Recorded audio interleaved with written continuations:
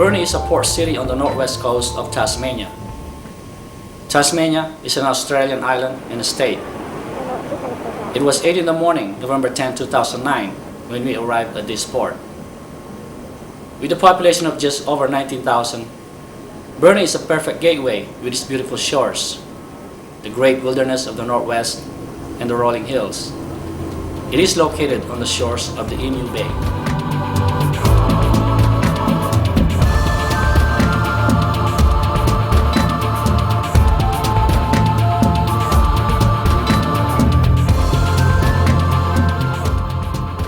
Leaving the port of Burnie, today's excursion is a visit to the Wings Wildlife Park and the countryside. So we're following that coastline. If you look at the map, you will see we're following the coastline at the top of Tasmania. Tasmania is very diverse. The east coast is a lot of beautiful beaches, so we're very diverse for the whole island. We have a dedicated motorcoach driver and a guide who took turns narrating as we drove through the city and the countryside. It looked so green as we traveled through the lush farm country and the rolling hills to the Gun Plains. It's like God's own country where we're going, so you'll have a really good day. This is my favourite tour. We slowed down when we came across a few native hens, and our driver demonstrated what their noise would sound like.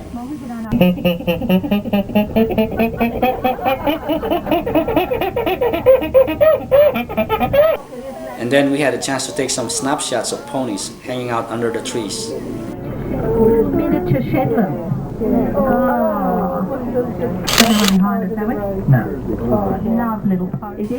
It was turning out to be a very nice tour. In a few minutes, we made a stop to check out the George Woodhouse Scenic Lookout. A plaque was there in his honor to dedicate his love for the plains.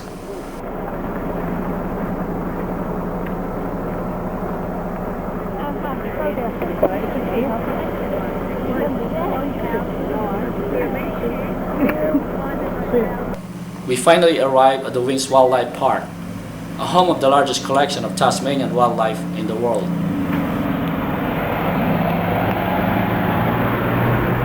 So we've got 150 different species of animals here today, the largest collection of Tasmanian animals in the world.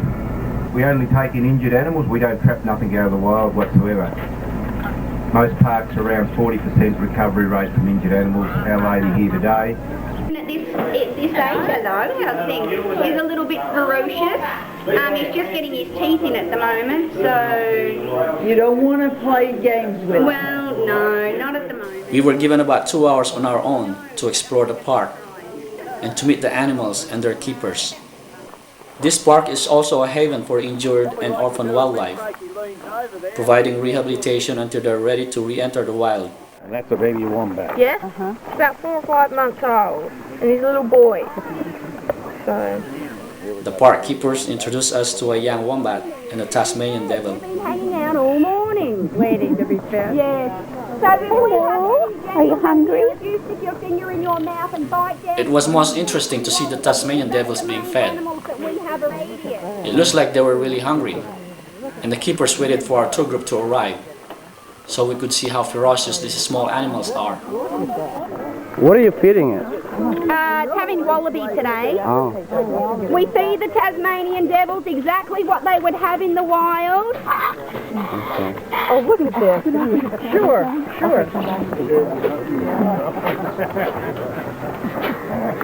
So in the wild they would have possum and wallaby, because that's the main animals that we have around here. Now you can see that they do not want to let go. That's right. It's like outside them to let go. They must be really hungry.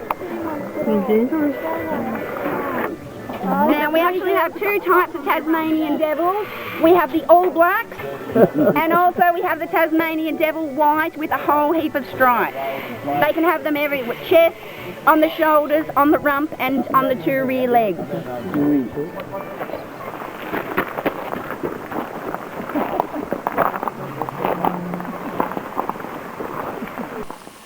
In another area, wallabies and kangaroos freely walk around, and we were allowed to feed them. Take your home in the camera. They don't seem to be dangerous. These guys have sharper claws and sharper teeth. And my favorite is the koala bear. Here he comes. So this is my male koala, his name's Koala, and his girlfriend Aloka's up the back.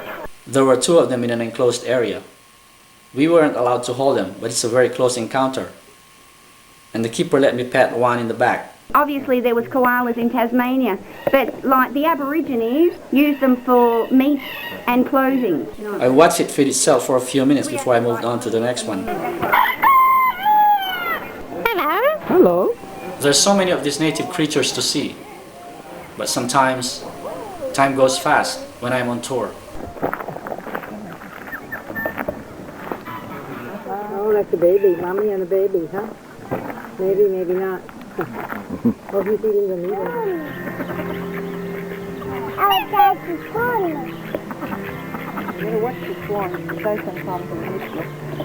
For those who wanted to buy some souvenirs, a gift shop was there.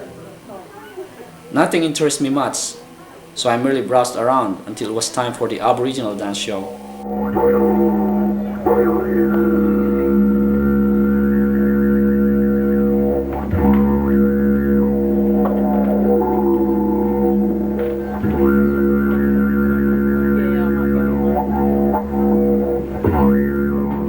And when our time was up, a final farewell brief from the wildlife park personnel.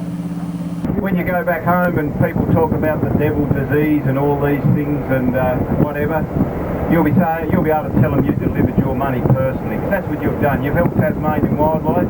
You've helped me a bit too. So thank you very much, and I'll see you all back again one day. It's been lovely to have you, and you keep up the fight. Thank you very much. See you.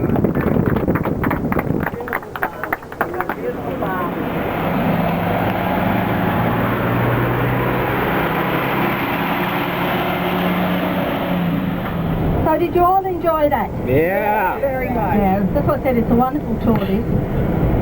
So we're going back a different way. If you look at the map I gave you, and he bought... We were now back to the countryside, and then we took a different route heading back. We now own... This time, it was through the wooded areas. Yeah, it's just rough and a lot of rainforest. And then you come across to the eastern side, it's flat, sandy, beautiful ocean views and colours of the water. About 5 degrees warmer on the eastern side than the western side. We also passed through some residential areas, with some of the homeowners boasting of their beautiful and flowery gardens. Lovely. That's called Dunny Doo. Look at that. Dunny Doo. Our return continues for our last look of the town of Burnie. We passed by the large war memorial, which is in the form of a clock tower. Look, if you just kind of stand up and be careful, but we just can't stop. We can't stop because we're in the middle of the traffic. So. But you might have to stop. The shops and the stores. So it's just a beautiful little shopping centre. And a few pictures of a haunted house. Everyone behind.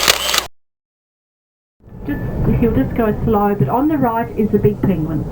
And the largest penguin statue in the world, in the seaside village of Penguin.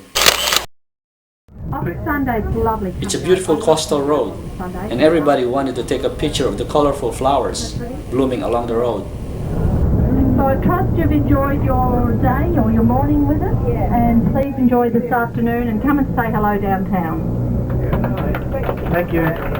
Thank you. Before we know it, it was the end of the tour, and we bid farewell to Burnie in Tasmania, ready for the next port of call.